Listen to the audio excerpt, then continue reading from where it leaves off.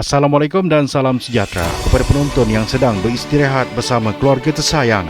Bertemu kembali dalam program Lensa Global yang akan membawakan anda perkembangan semasa dan terkini yang berlaku di seluruh pelosok dunia.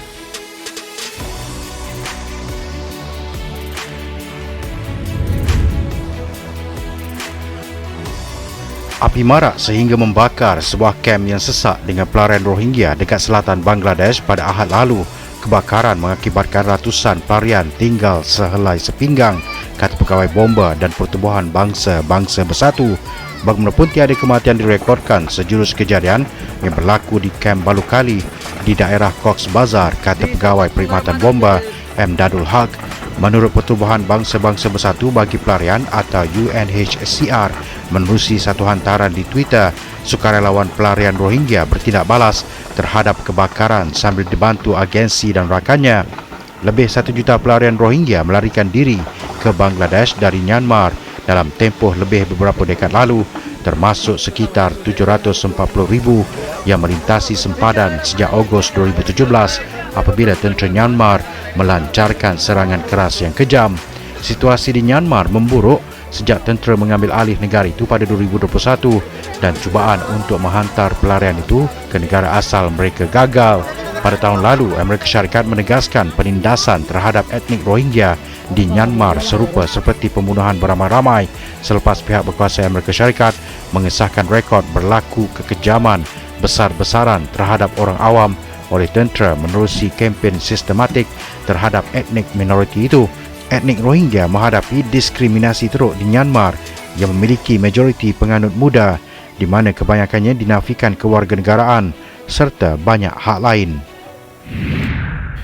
Sekurang-kurangnya 17 orang termasuk 2 wanita terbunuh dan lebih 100 lagi cedera di ibu negara Bangladesh selepas letupan berlaku di dalam bangunan pejabat di daerah komersial yang sibuk pada Selasa.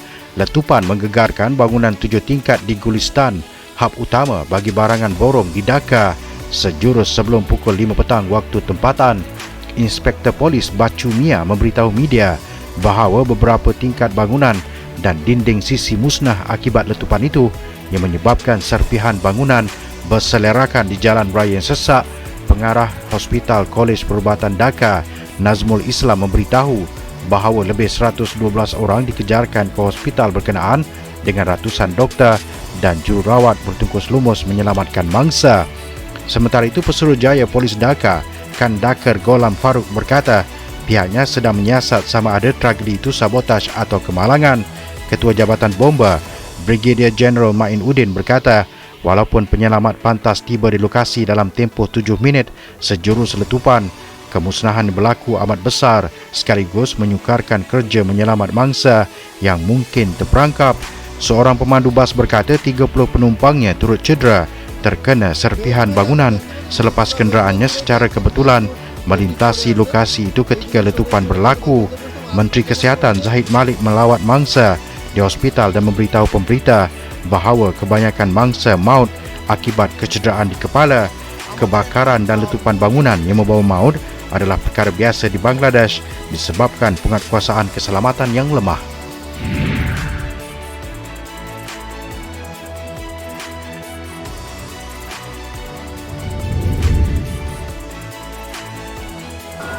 Kartel pengedar dadah Meksiko membunuh 2 warga Amerika Syarikat yang diculik, manakala 2 lagi ditemui selamat pada Selasa.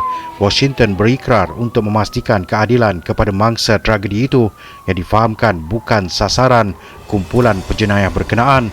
Mereka dilaporkan menyeberangi sempadan ke bandar Matamoros yang menjadi lubuk jenayah di negeri Tamaulipas pada Jumaat minggu lalu bagi menjalani rawatan pembedahan kosmetik. Petunjuk awal mendapati penculikan itu bukannya serangan yang disasarkan, sebaliknya mungkin tersilap orang, kata Peguam Negara Tamaulipas Erving Barrios kepada pemberita. Kedua-dua mangsa yang terselamat sudah kembali ke Amerika Syarikat melalui lintasan sempadan darat, kata pegawai. Media Amerika Syarikat menamakan mereka sebagai Latavia Washington McGee dan Eric James Williams.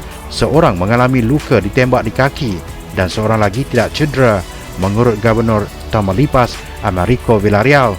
Mangsa tiba di Matamoros Jumaat minggu lalu menaiki van putih dengan nombor pendaftaran North Carolina kata Biro Penyiasatan Persekutuan atau FBI yang menawarkan ganjaran $50,000 Amerika bagi sebarang maklumat sehingga mangsa diselamatkan atau penculik ditahan.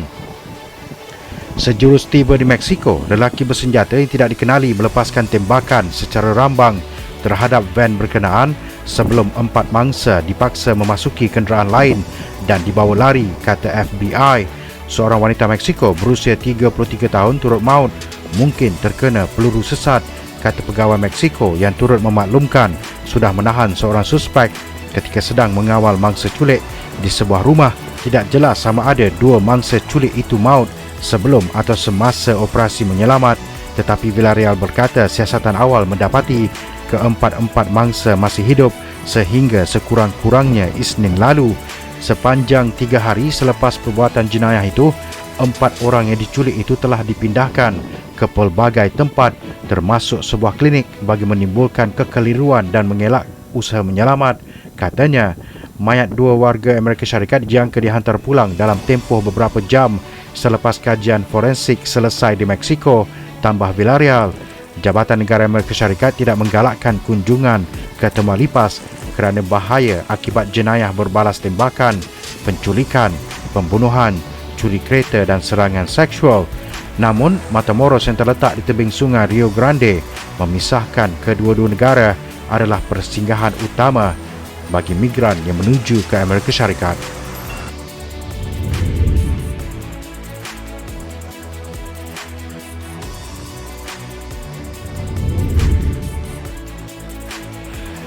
Pasukan penyelamat di pulau terpencil di Indonesia sedang giat mencari mangsa yang masih hidup selepas tanah runtuh mengorbankan 15 orang.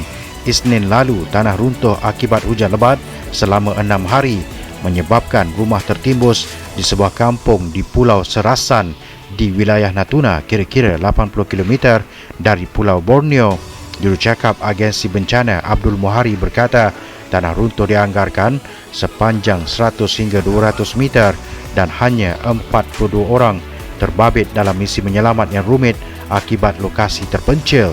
Bagaimanapun, pihaknya sedang menunggu peralatan dan bantuan untuk meningkatkan usaha mencari 42 orang yang masih hilang. Setakat ini, jentera berat seperti jengkaut masih belum tiba bagi membantu dalam operasi yang memerlukan petugas melakukan perjalanan dengan bot, kenderaan dan berjalan kaki.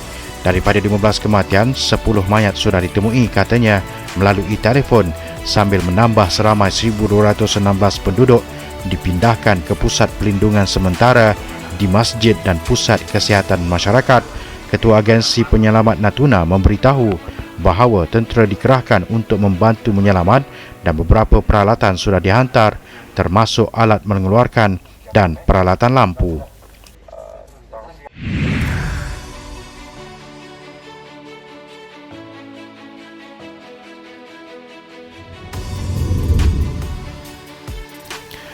Sebuah syarikat dari Sweden, Motorcycle, mengumumkan seluar jin beg udara pertama di dunia yang menawarkan perlindungan impak bagi bahagian bawah badan penunggang motosikal sekiranya berlaku kemalangan. Oddity Central melaporkan topi keledar dengan alat tambah kembung yang bertindak sebagai cushion dan tali pinggang seperti beg galas direka untuk melindungi belakang pemakai daripada hentaman, tetapi Motorcycle mendakwa mencipta seluar jin beg udara pertama di dunia. Diperbuat daripada amalith, fabrik istimewa yang kelihatan dan terasa seperti denim sebenar, tetapi ia sebenarnya kalis air dan calis kalar. Seluar jin boleh kembung itu didatangkan dengan beg udara terbina dalam yang tercetus semasa kemalangan motosikal untuk melindungi bahagian bawah badan penunggang. Ini memandangkan kecederaan tulang belakang adalah apa yang melumpuhkan penunggang motosikal. Menurut Motorcycle, sambil menambah, seluar jin khasnya menawarkan perlindungan untuk paha, pinggul dan bahagian belakang badan. Seperti seluar motosikal biasa, ia juga disertakan dengan pad pelindung lutut. Ciri penting seluar jin beg udara Motorcycle ialah ia boleh digunakan semula sepenuhnya. Walaupun beg udara tertanggal, ia boleh dikempiskan dan kemudian disambungkan ke kanister udara termampat yang lain. Pencetus untuk beg udara perlu disambungkan pada motosikal supaya apabila penunggang terjatuh, picu tertanggal daripada seluar jin dan beg udara diaktifkan serta-merta, seluar jin beg udara pertama di dunia itu akan tersedia secara komersial pada bulan ini pada harga permulaan yang dilaporkan adalah sebanyak RM2,213. 7 maut manakala 8 lagi cedera ekoran kejadian tembakan di sebuah gereja pada Khamis dengan motif serangan itu masih belum diketahui. Akhbar Dubai melaporkan kejadian tembakan itu berlaku di gereja Jehovah's Witness dekat Hamburg di utara Jerman. Polis Hamburg menerusi ciapannya di Twitter berkata beberapa mangsa cedera parah dengan sebahagiannya sangat teruk. Kami kini berada di lokasi kejadian dengan kontingen yang besar, katanya. Sementara itu, stesen NDR memetik jurucakap polis dilapor sebagai berkata seorang atau beberapa suspek tidak dikenali menembak orang ramai di sebuah gereja kira-kira pukul 9 malam. Semua mangsa yang maut memiliki kesan tembakan. Suspek dipercayai antara beberapa mangsa yang ditemui maut dalam bangunan. Kita belum ada petunjuk mengaitkan suspek berjaya meloloskan diri dari lokasi kejadian, katanya sambil menambah pasukan penyiasat percaya pelaku berada dalam bangunan dan mungkin antara mangsa yang maut. Agensi berita DPA Jerman memetik wartawan di lokasi kejadian pula berkata penduduk tempatan di utara Alsdorf, Hamburg menerima amaran berhubung keadaan mengancam nyawa dan beberapa jalan raya ditutup menerusi telefon bimbit mereka. Datuk Bandar Hamburg Peter Senser menerusi ciapannya di Twitter pula berkata, saya bersimpati kepada keluarga mangsa.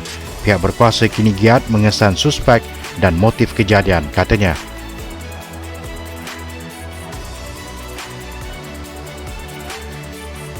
Untuk itu sekian saja Lensa Global pada minggu ini. Pastikan anda terus bersama dengan kami pada minggu hadapan waktu yang sama hanya di Bernama TV.